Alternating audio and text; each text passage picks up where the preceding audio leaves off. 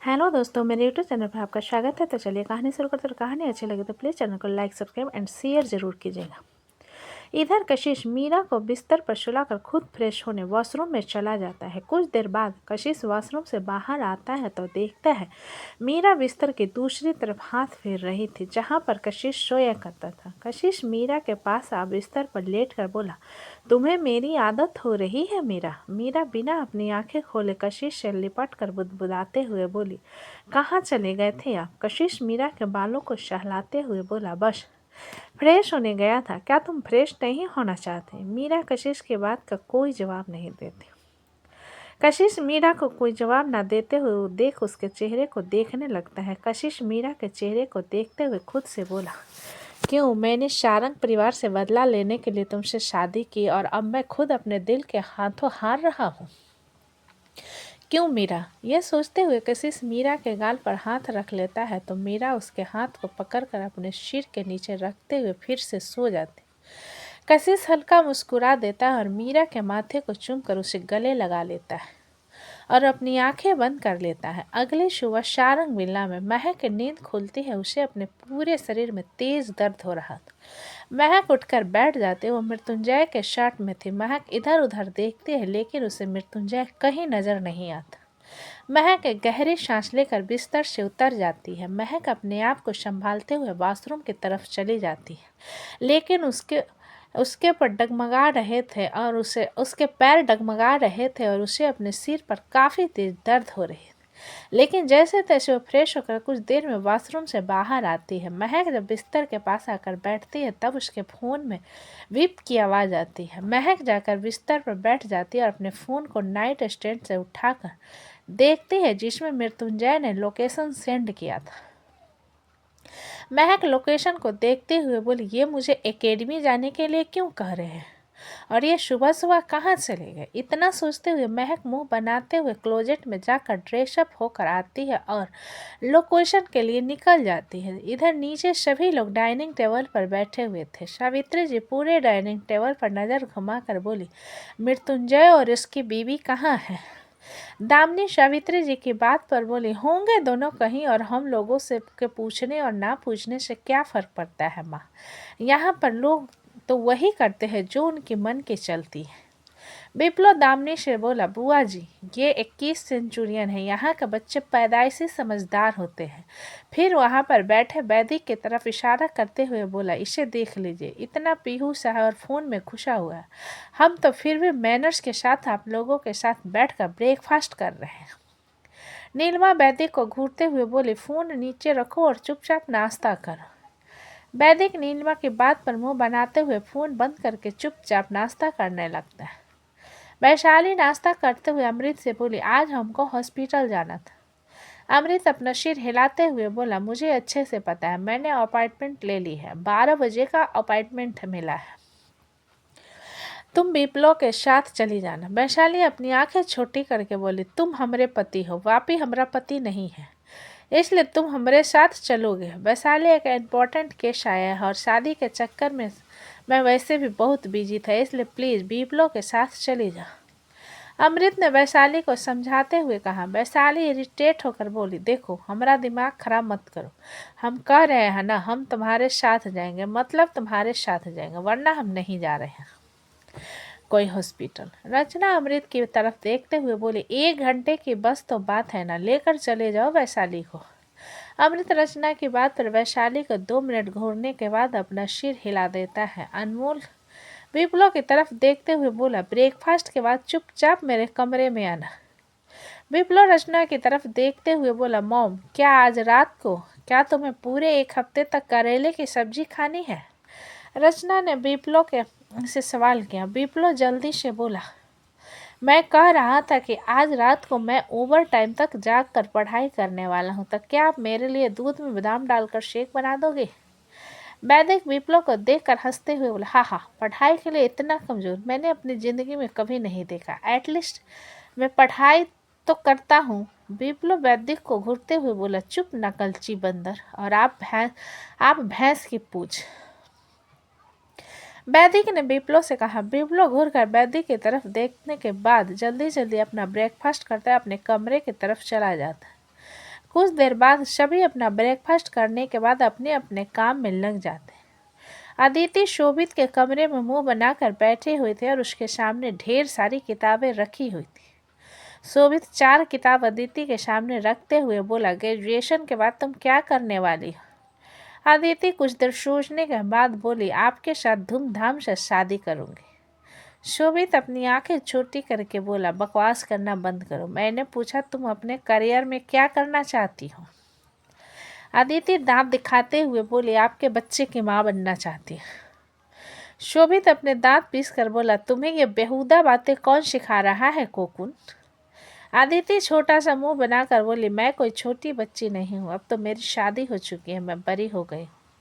शोभित एक फॉर्म अदिति के सामने रखते हुए बोला, ये तुम्हारे बॉक्सिंग का स्टेट लेवल का फॉर्म है, इसे फिलअप कर दो। अदिति मुंह बनाते हुए बोली, लेकिन मेरे एग्जाम। तुम्हारे एग्जाम में कोई दिक्कत नहीं होगी, तुम मॉर्निंग टाइम में एक्सरसाइज प्रैक्टिस करोगी और रात को पढ़ाई करोगी, फिर चुपचाप सो जाओगी। शोभित ने सीधा सा जवाब दिया। अदिति की बात को इग्नोर कर देते हैं। शोभित की बात को इग्नोर कर देती है, जिसे देखकर शोभित कहता है, कोकुन तुम मेरी बातों को इग्नोर नहीं कर सकती। अदिति शोभित की बात का कोई जवाब नहीं देती, जिस पर शोभित उसके दोनों कंधों को पकड़ कर कहता है, मैं तुम्हारे करियर को लेकर बहुत टेंशन में हूँ। मैं नहीं चाहता कि तुम एक हाउसवाइफ बनकर रहो। अदिति शोभित की बात पर उसे देखते हुए बोली, लेकिन मुझे आपके साथ रहना पसंद है, बॉक्सिंग तो बस मेरी हॉबी है। शोभित अदिति के चेहरे को पकड़ कर बोला, तो हॉबी को पसंद बनाओ। अदिति अपना सिर हिलाते हुए ली, आप जैसा कहोगे मैं वैसा करूँगी, आप मुझसे नाराज मत हुआ करो। शोभित अदिति के माथों पर चूम कर बोला, मैं तुमसे कभी नाराज नहीं हो सकता, तो कल से तुम्हारी ट्रेनिंग शुरू। अदिति शोभित की बात पर अपना सिर हिला देती है तो शोभित उसे स्टडी कराने लगता है। इधर वैदिक अपने कमरे की तरफ फोन में घुसा हुआ जाने लगता है कि उसके सामने चार्ली आकर जोर जोर से भौंकने लगता है। चार्ली को देखकर वैदिक जोर जोर से डर में चिल्लाने लगता है, mom mom please save me. लेकिन चार्ली उसके ऊपर भौंकना बंद नहीं करता। तभी वहाँ पर शिशुपाल दौड़ते हुए आते हैं और चार्ली को जोर से एक लात मार देते हैं, जिस कारण चार्ली दूर दीवार से टकरा जाता है और वहीं बैठकर रोने लगता है। शिशुपाल वैद्य को संभालते हुए बोले, तुम तो ठीक हो ना? वैद्य घबराहट में शिशुपाल को कस कर पकड़ते हुए बोला, ये कुत्ता मुझे काटने वाला था।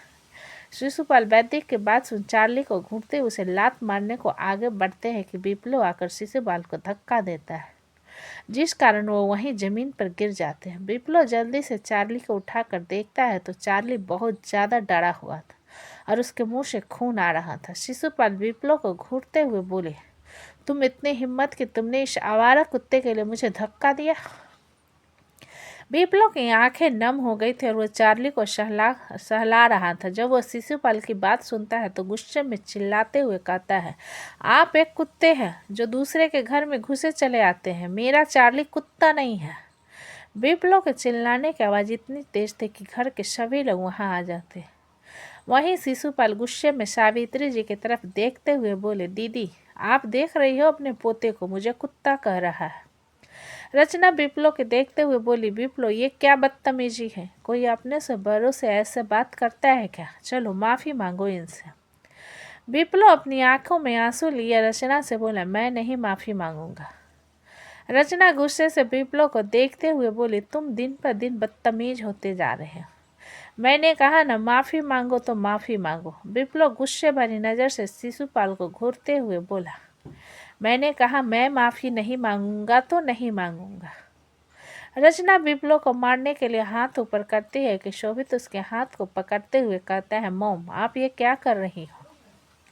रचना अपने हाथ को झटकते हुए विप्लो की तरफ इशारा करके बोली, मैं इस लड़के को बिल्कुल बर्दाश्त नहीं करूँगी, अब ये यहाँ नहीं रहेगा, आज ही डैड को कॉल करके इसे अमेरिका भेज कर रहूँगी। विप्लो रोते हुए गुस्से से बोला, मैं नहीं जाऊंगा कहीं पर, मैं यहीं पर रहूंगा और मैं क्यों माफ़ी मांगू? इन्होंने मेरी चार्ली को कितना जोर से लात मारा, देखो इसके मुंह से खून आ रहा है। यह कहते हुए विप्लो रोने लगता है और चार्ली को कसकर गले लगा लेता है। शोभित शिशुपाल को घूरते हुए बोला, चार्ली को क्यों लात मारा? शिशुपाल शोभित को घूरने के एक पल के लिए घबरा जाते और कहते हैं, वो वैदिक को काटने वाला था। विप्लो शिशुपाल की बात पर गुस्सा से बोला, काटने वाला था लेकिन वो नहीं काटता, वो बस खेलता है। आपकी हिम्मत कैसे हुई उसे लात मारने की? विप्लो की बात पर शिशुपाल कुछ नहीं कह पाता। वहीं नीलिमा विप्लो की तरफ देखते हुए कहती है, खेल रहा था, वैदिक को देख रहे हो कितना डर गया है, वो अगर काट देता तो? विप्लो नीलिमा की बात पर बोला, चार्ली जब से पैदा हुआ है मेरे साथ है, वो लोगों को पहचानना जानता है और वैदिक को नहीं काटता। रविंदर जी सब लोगों की तरफ देखते हुए बोले, बस बहुत हुआ, चलो सभी अपने अपने काम में लगो।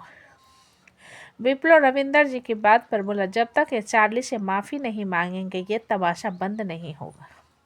शिशुपाल अपनी आंखें छोटी करके बोले, मैं इस कुत्ते से माफ़ी मांगूंगा? विप्लो रविंदर जी की तरफ देखते हुए बोला, दादाजी इस घर के लिए इस घर का बेटा मायने रखता है या फिर मेहमान? अमृत विप्लो को घूरते हुए बोला, विप्लो मृत्युंजय यहाँ पर नहीं है, इसलिए तमाशा करना बंद करो। विप्लो अमृत की बात पर अपना सिर हिलाकर बोला, वही तो उनके लिए फ़ायदा हो गया, अगर ब्रो होते तो उन्हें धक्के मार कर यहाँ से निकलवाता मैं। शिशुपाल अपनी मुट्ठी मजबूती से बंधकर गुस्से से बोले, बस बहुत हुआ, अगर इतनी बेइज्जती के बाद भी अगर मैं इस घर में रहा तो मेरी कोई इज्जत ही कहाँ होगी, मैं नहीं रहूँगा इस घर में। वैशाली शिशुपाल की बात पर अपना सिर हिलाते हुए बोली, बिल्कुल सही कहा मामा जी, अगर इतनी बेइज्जती के बाद भी अगर आप यहाँ पर रहे तो आपसे बड़ा बेहुदा इंसान इस दुनिया में कोई नहीं होगा, लेकिन आप इस तरीके से जा भी तो नहीं सकते ना। शिशुपाल वैशाली की तरफ घूर कर देखते हैं। सावित्री जी रचना की तरफ देखते हुए बोली, इस तरीके से तुमने घर को संभाला है? रचना सावित्री जी के बात पर बोली, मैंने अपनी तरफ से इस घर को पूरी तरीके से संभाला है, लेकिन चार्ली को काफ़ी चोट लगी है। शिशुपाल रचना की बात पर गुस्से से बोले, इस कुत्ते से भी ज़्यादा गया गुजरा हूँ क्या मैं? विप्लो चार्ली को संभाल कर पकड़ लेता है और अमृत के तरफ देखते हुए कहता है, ब्रो मुझे इसे अस्पताल लेकर जाना है। अमृत वैशाली की तरफ देखते हुए बोला, जाकर बैग ले आओ, हम हॉस्पिटल चलते हैं। वैशाली एक नज़र शिशुपाल को देखकर करवाहट में मुस्कुरा देती है और कमरे से जाकर बैग लाती है। फिर तीनों हॉस्पिटल के लिए निकल जाते हैं। शिशुपाल गुस्से में सब लोगों को देखने के बाद अपने कमरे की तरफ चले जाते हैं और कुछ देर में अपना बैग लेकर कमरे से बाहर आते हैं। दामिनी सावित्री जी की तरफ देखते हुए बोली, मामा जी जा रहे हैं, उन्हें रोकिए तो सही। रविंदर जी कुछ पैसे शिशुपाल को देते हुए बोले, आराम से ट्रेन में जाना, ठीक है। शिशुपाल रविंदर जी को गुस्से में घूरने के बाद वहां से बिना पैसे के लिए चले जाते हैं। विकल्प शोभित की तरफ देखते हुए धीरे से बोला, कुछ भी कहो विप्लो, छोटा पैकेट बड़ा धमाका है, चुटकी भर में इन्हें यहाँ से दफा कर दिया। शोभित रचना को देखते हुए विकल्प से बोला, लेकिन मुझे फिक्र हो रही है क्योंकि मॉम ने कहा वो वापी को अमेरिका भेजना चाहती है, कहीं वो सच में उसे ना भेज दे। शोभित की बात पर विकल्प भी थोड़ा परेशान हो जाता है। वैदिक शोभित के पास आकर धीरे से बोला, आई एम सॉरी भाई, मुझे पता नहीं था वो चार्ली पालतू है, मैं बहुत डर गया था। शोभित अपना सिर हिलाकर बोला, कोई बात नहीं, तुम जाओ अपने कमरे में। वैदिक अपना सिर हिलाता है और कमरे की तरफ चला जाता है। विकल्प इधर उधर देखते हुए बोला, केरल से जो लगाए थे क्या वो लोग चले गए? वैदिक विकल्प की बात पर बोला, प्रकृति इंस्टीट्यूट गई है एडमिशन के लिए और राज डांस एकेडमी गया है क्योंकि वो महक के साथ पार्टनर के रूप में डांस करने वाला है। विकल्प वैदिक के बात पर अपना सिर हिलाता है और बाहर की तरफ जाते हुए कहता है, और मैं ऑफिस जा रहा हूँ। शोभित अपना सिर हिलाता है और वो भी विकल्प के पीछे निकल जाता है। नीलिमा किचन में मुंह बनाते हुए सब्जी काट रही थी कि रचना वहां पर आकर बोली, इस घर के लोग ऐसे हैं जो अपनी चीज पर किसी की एक परछाई भी महसूस नहीं कर पाते। नीलिमा रचना की बात पर बोली, तो आपको क्या लगता है मैं इस घर में कब्जा जमाने आई हूँ? तुम कोशिश करोगी तो भी नहीं जमा पाओगे, रचना ने सीधा सा जवाब दिया। नीलिमा घूरकर रचना की तरफ देखती है और फिर से अपने काम में लग जाती है। तो दोस्तों, कहानी कैसी लगी मुझे कमेंट में अच्छी लगी हो तो प्लीज़ चैनल को लाइक करें, सब्सक्राइब करें और ज़्यादा से ज़्यादा शेयर करें। कहानी को पूरा सुनने के लिए धन्यवाद।